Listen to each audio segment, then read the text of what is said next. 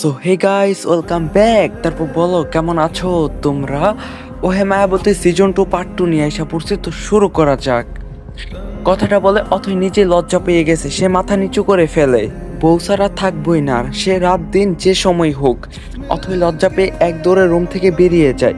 সাগর শব্দ করে হেসে ফেলে, লজ্জা দেওয়ার জন্যই বলছে কথাটা।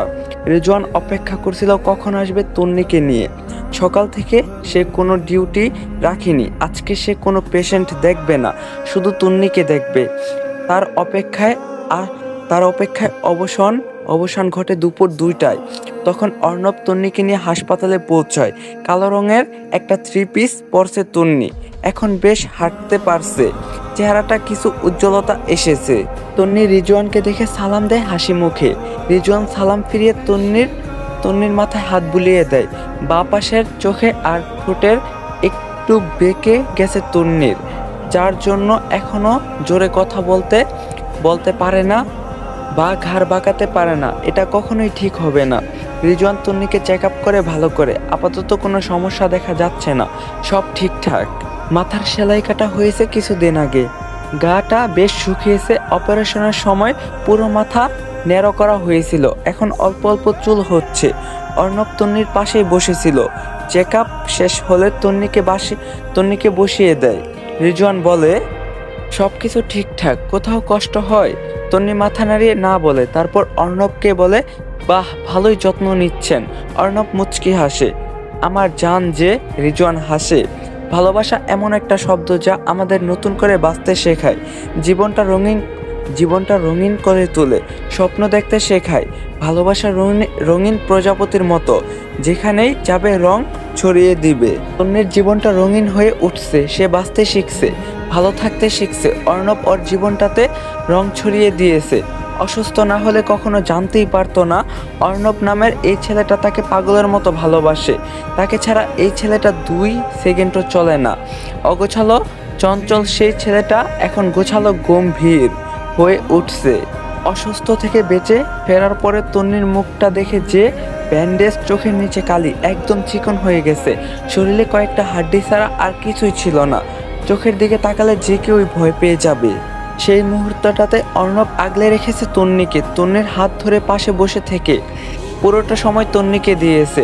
মাঝে মধ্যে তন্নির মনে হতো অর্ণব নিধিকে ছেড়ে এখন তাকে ধরছে, কখনো তো তাকে ছেড়েও দিতে পারে। তন্নি বুঝতে পেরেছে অর্ণব কখনোই তাকে ছাড়বে না। সম্পর্ক নিয়ে নাকি গর্ব করতে হয় না, অহংকার করতে হয় না, কারণ মানুষের মন যে কোনো সময় বদলে যেতে পারে। কিন্তু তন্নি অহংকার করে বলতে পারবে, গোটা দুনিয়াকে বলতে পারবে, অর্ণব কখনোই তাকে ছাড়বে না, জীবনও না। তোমরা সম্পর্ক টিকিয়ে রাখতে জানো না, তাই ভরসা দিতে পারো না। বিশ্বাস আর অহংকার জোরেই সম্পর্ক টিকে থাকে। অফিসে গুরুত্বপূর্ণ মিটিং করছে অর্ণব, বড় বড় কোম্পানির ওনারের সাথে মিটিং পড়ছে তার। সেখানে অর্ণব নিজেদের কোম্পানির প্রোডাক্টর বর্ণনা দিচ্ছে। সবাই সবার ফোন বন্ধ রেখেছে, কিন্তু অর্ণব ফোনটা নিজের সামনের টেবিলে রেখেছে। কথা বলার মাঝে তার ফোন বেজে ওঠে। সবাই বিরক্ত হয়, কিন্তু অর্ণব বিরক্ত হয় না। সে সবার দিকে এক পলক তাকিয়ে বলে, সরি, আমার বউ কল দিয়েছে, 1 মিনিট চেয়ে নিচ্ছি, বলে সে কল রিসিভ করে। মায়াবতী, খেয়েছো তুমি? হ্যাঁ খেয়েছি, একদম পেট পুরে খেয়েছি, আর এটা জানানোর জন্যই কল করছি। ঠিক আছে, আমি মিটিং শেষ করে তোমায় কল ব্যাক করছি, বলে অর্ণব কল কেটে দেয় এবং এবার ফোন বন্ধ করে পকেটে রাখে। আবারও সবার দিকে তাকিয়ে বলে, বিরক্ত হবেন না প্লিজ, আমার বউ অসুস্থ, সারাক্ষণ টেনশনে থাকি সে ঠিকঠাক খেয়েছে কিনা, ঘুমাতে পারছে কিনা। এই যে আপনাদের সাথে কথা বলছি ঠিকই, কিন্তু মনটা পড়েছিল বাড়িতে, সে খেয়েছে কিনা জানার জন্য। এখন শান্তি পেলাম। সবাই মুগ্ধ হয় অর্ণবের কথায়। এভাবে বউকে ভালোবাসলে কোনো সংসারই কখনোই অশান্তি হবে না। বউ হচ্ছে ভালোবাসার জিনিস, তাদের সময় করে না। গাইস, এই ভিডিওটি স্পন্সর করছে 1x। তোমরা তো 1x এর নাম শুনছোই। 1x হলো নাম্বার 1 ট্রাস্টেড সাইট। তোমার যদি ক্রিকেটে জ্ঞান থাকে তাহলে তুমি ক্রিকেট থেকে ভালো টাকা আর্ন করতে পারবা। তোমার যদি ফুটবলে ভালো জ্ঞান থাকে তোমরা ফুটবল থেকে ভালো টাকা আর্ন করতে পারবা। এছাড়াও সেখানে অনেক প্রকার গেম আছে যেটা খেলে তোমরা টাকা আর্ন করতে পারবা। এবং আমার প্রোমো কোড ইউজ করে ফার্স্ট ডিপোজিটে 200% বোনাস পেয়ে যাবা। সাথে আছে আইফোন 14 প্রো ম্যাক্স জেতার সুযোগ। সো লিংক থাকবে পিন কমেন্টে। তাদের সময় করে না, কাজের মধ্যে থেকে সময় বের করে খোঁজ খবর নিতে হয়। অর্ণব মিটিং শেষ করে সবাইকে আবারও সরি বলে বেরিয়ে যায়। আজকে সাগরের জন্মদিন ছিল, এটা অথই জানে না। সাগর জানায় উনি বিকালবেলা অথই ফোনটা হাতে নিয়েছে, এমনিতে সারাদিন ফোন ধরার সময় নেই তার। তখন দেখতে পায় সাগরের মেসেজ। সাগর লিখেছে, সন্ধ্যায় শাড়ি পরে রেডি হয়ে থেকো, তোমায় নিয়ে ঘুরতে যাব। খুশিতে অথয়ের চোখে পানি চলে আসে, তার সাগর তাকে নিয়ে ঘুরতে যাবে। এই দিনটাও লেখা ছিল তার কপালে। ফেসবুকে ঢুকতেই দেখতে পায় সবাই সাগরকে উইশ করছে। অথয়ের মাথায় আকাশ ভেঙে পড়ে। মানে আজকে সাগরের জন্মদিন, আর এটা সে জানেই না। সে কোনোভাবে আন্দাজও করতে পারেনি। রাতের 12টায় সাগরকে উইশ করতেও পারলো না। মনটা খারাপ হয়ে যায় অথয়ের। তারপর আবার মনে হয় তাতে কি হয়েছে, এখন সুন্দর করে উইশ করে দেব, তাতেই হয়ে যাবে। অথয় ফোন রেখে তন্নির কাছে যায়। তন্নি বসে বসে ফোন দেখছে। অথয় তন্নিকে জড়িয়ে ধরে, তন্নির কপালে চুমু দিয়ে নিজের রুমে চলে যায়। আলমারি ঘেটে কালো রঙের একটা শাড়ি বের করে। শাড়িটা সাগরের মা দিয়েছিল। শাড়ি পরে সুন্দর করে সাজুগুজু করে কতদিন পরে আজকে সাজতে বসেছে, এটা অথই নিজেও জানে না। পরিপাটি করে সাজুগুজু করে শেষ করে আয়নায় নিজেকে খুঁটিয়ে খুঁটিয়ে দেখতে থাকে। না, মন্দ লাগছে না। কপালে কালো পাথরের টিপ দিতে গিয়ে দেয় না, টিপ দিলে ভালো দেখাবে না। তারপর ফোনটা হাতে নিয়ে সাগরকে কল করে। সাগর কল রিসিভ করে বলে, বাড়ির সামনে এসো, বলেই কল কেটে দেয়। অথয় মুচকি এসে বেরিয়ে যায়।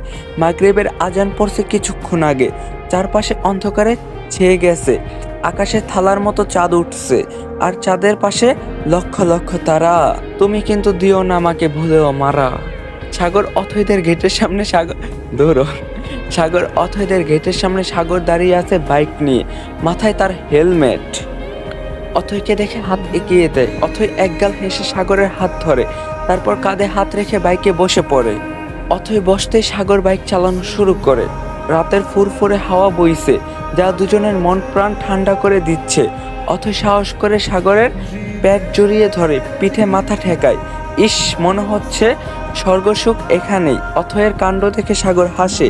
বেশ খানিকক্ষণ পরে বাইক থামে। অথয় চারপাশ তাকিয়ে দেখে এটা একটা নদীর পার। বাইক থেকে নেমে সে সাগরের দিকে তাকায়। সাগর হেলমেট খুলে নেমে পড়ে। এখানে কেন? জায়গাটা সুন্দর। এই জ্যোৎস্না মাখা রাতে সাগরের পানিতে পা ভিজিয়ে হাঁটার মজাই আলাদা। তোমায় ফিল করব। অথয় কিছু বলে না। সাগর বাইক সাউন্ড করে রেখে অথয়ের হাত ধরে। তারপর দুজন এগিয়ে যায়। এখানে অনেক কপতির দেখা মিলছে। বসার মতো জায়গা আছে, আবার একটু রেস্টুরেন্টও আছে। সব কিছু মিলিয়ে জায়গাটা আসলেই সুন্দর। নদীর পানির মধ্যে একটা বেঞ্চ পাতানো, সেই বেঞ্চে বসে সাগর, পাশে অথয় বসে। Happy birthday.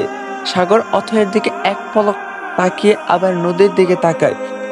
ওই নদীর কুল খুঁজে পাওয়া মুশকিল। যতদূর চোখ যাচ্ছে শুধু পানি আর পানি। অথয়, তোমার কি মনে হয় আমি তোমার প্রতি পসেসিভ? আমার মনে তোমার জন্য ফিলিংস আছে। অথয় মাথা নিচু করে ফেলে। কি বলবে সে? মাঝে মধ্যে মনে হয় হ্যাঁ, সাগর একটু হলেও তাকে পছন্দ করে, কিন্তু এটা তো সত্যি নাও হতে পারে। মানুষের মন বোঝা দায়। অথয় জিভ দিয়ে ঠোঁট ভিজিয়ে আস্তে করে বলে, আমি আসলে বুঝতে পারি না। মাঝে মধ্যে মনে হয় একটু হলেও আমাকে পছন্দ করেন, আবার কখনো মনে হয় শুধু সিম্পাতি। সাগর অথয়ের হাতের উপর হাত রাখে। চমকে উঠে অথয়। আমি তোমাকে বিয়ে করছি অথয়, তোমার সাথে সারা জীবন থাকার অঙ্গীকার করছি। তোমার প্রতি আমার ফিলিংস থাকবে না। কবুল শব্দটা অনেক গুরুত্বপূর্ণ, বুঝছো? অথয়, আমি তোমাকে কখনোই ইগনোর করিনি বা এখনো করি না। আমি শুধু আমার অনুভূতি থেকে পিছিয়ে আসতে চেয়েছি, তন্নিকে ভুলতে চেয়েছি, এতটুকুই। আর এখন চাচ্ছি তোমার সাথে সম্পর্কটা ঠিক করে নিতে, কাগজের কলমে থাকা সম্পর্কটা ভালোবাসায় পরিণত করতে, তোমার সাথে ভালো থাকার চুক্তি করতে। অর্ণব যতটা তন্নিকে ভালোবাসে, তোমাকেও ঠিক ততটা ভালোবাসতে চাচ্ছি। তুমি কি? অথয় শক্ত করে জড়িয়ে ধরে সাগরকে, কেঁদে ফেলে সাগরের বুকে মুখ লুকিয়ে। এমনটা সে চেয়েছে এতদিন, আজকে তার ইচ্ছা পূরণ হয়েছে। সে তার একতরফা ভালোবাসাকে একটা নাম দিতে পেরেছে। অপর পাশের মানুষটার থেকে ভালোবাসা পেতে যাচ্ছে। এটা যে অথয়ের সুখের দিন, ভালো থাকার দিন। সাগর অথয়ের মাথায় হাত বুলিয়ে দেয়। কাঁদছো কেন পাগলি? আমার বার্থডে নষ্ট করে দিবে কেঁদে কেটে। অথয় কান্না থামায়। সাগরের বুক থেকে মুখ তুলতে চায়, সাগর তুলতে দেয় না। আরো একটু শক্ত করে ধরে বলে, থাকো আর একটু। এভাবেই ভালো লাগছে। তারপরের দিনগুলো কাটতে থাকে দুষ্টু মিষ্টি ভালোবাসায়। সাগর আর অথয়ের প্রেম জমে উঠেছে। প্রতিদিন বিকালে ঘুরতে যাওয়া, রাত জেগে ফোনে কথা বলা, সাগরের হুটহাট অথয়ের বাড়িতে চলে আসা। সাগরের অনার্স ফাইনাল পরীক্ষা পরেই অনুষ্ঠান করে অথয়কে বাড়িতে তুলবে। এক্সাম চলছে সাগরের, হয়েও গেছে একটা, বাকিগুলো শেষ হওয়ার পরেই তাদের বিয়ে। অর্ণব তন্নির সম্পর্ক ভালো যাচ্ছে, তন্নি সুস্থ হচ্ছে, একদম আগের মতো হয়ে যাচ্ছে। অর্ণবের অফিসের কাজের চাপ কমছে, এবার সে বিয়ে করবে। গোটা এলাকা জানিয়ে তন্নিকে বিয়ে করবে। আনোয়ার সেই বিয়ের তোড়জোড় শুরু করে দিয়েছে। আনোয়ার আর আশার ইচ্ছা ছিল তন্নিকে বাবার বাড়ি পাঠাবো, তারপর অর্ণব বর বেশ তুলে আনবো তন্নিকে। কিন্তু অর্ণবের সোজাসাপটা কথা, তন্নি কোথাও যাবে না, এই বাড়ি থেকেই বিয়ে হবে। এতে তন্নির মন খারাপ হয়ে গেছে। কতদিন হয়ে গেল বাড়িতে যাওয়া হয় না। বাবা প্রায় প্রতিদিন দেখতে আসে ভাইকে নিয়ে, কিন্তু মা আসে না। মাকেও তো তন্নির দেখতে ইচ্ছা করে। এটা সকালের ঘটনা। তারপর থেকে তন্নি মুখ গুমড়ো করে বসে আছে রুমে, একবারও রুম থেকে বের হয়নি, এমনকি অর্ণবকেও কল করেনি। তন্নি কল করেনি বলে অর্ণব বিকেলেই বাড়ি ফিরে আসে। সন্ধ্যায় তার একটা ইম্পর্টেন্ট মিটিং ছিল, যা বাদ রেখেই চলে আসে। আশা বেগম আর অথই কেক বানাচ্ছে।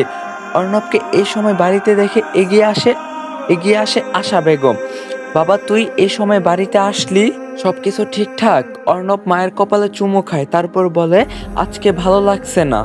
ঠিক আছে। তন্নি মুখ গুমড়ো করে আছে, তুই গিয়ে কথা বল। অর্ণব মাথা নাড়িয়ে রুমে চলে যায়। তন্নি জানালার সামনে দাঁড়িয়ে আছে, দৃষ্টি তার আকাশের দিকে। অর্ণব অফিসের ব্যাগ খাটে রেখে নিঃশব্দে ওয়াশরুমে ঢুকে যায়। ফ্রেশ হতে হবে আগে। ফ্রেশ হয়ে এসে দেখে এখনো তন্নি একইভাবে দাঁড়িয়ে আছে। অর্ণব গিয়ে পেছন থেকে জড়িয়ে ধরে তন্নিকে। তন্নি চমকায় না, কারণ জানে সে এটা অর্ণব ছাড়া কেউ না। তন্নির গলায় ছোট্ট করে চুমু খায় অর্ণব। তন্নি ফট করে বলে ওঠে, আপনি আর আমাকে অনির মাম্মা বলে ডাকেন না কেন? অর্ণব হকচকিয়ে যায়। সে যে বাচ্চা নিতে চায় না, এই কথাটা কিভাবে বলবে তন্নিকে? তন্নির মন খারাপ হবে, তাই সে একটু হেসে বলে, আমার শরম করে? নতুন নতুন বিয়ে করছি, বউকে বউ না ডেকে বাচ্চার মাম্মা বলে ডাকলে লোকে কি বলবে? তন্নি ভুরু কুচকে ফেলে। অর্ণব আবার এসব ভাবতে শুরু করলো কবে থেকে। আমাকে অনির মাম্মা বলে ডাকবেন, ওই নামটা আপনার মুখে বেশি মানায়। অর্ণব তন্নির গালে নিজের গাল ঘষে দেয়। খোঁচা খোঁচা দাড়িতে ব্যথা পায় তন্নি। রেগে অর্ণবের হাত ছাড়িয়ে দেয়। অর্ণব হেসে ফেলে, আমাকে সামলাতে পারো না, বেবি সামলাবে কি করে? তন্নি অর্ণবের হাতে থাপ্পড় দেয়। বেবিরা আপনার মতো অসভ্য হবে না। অর্ণব শার্টের বোতাম খুলতে খুলতে বলে, আমার থেকে 2 কাঠি উপরে হবে, দেখে নিও।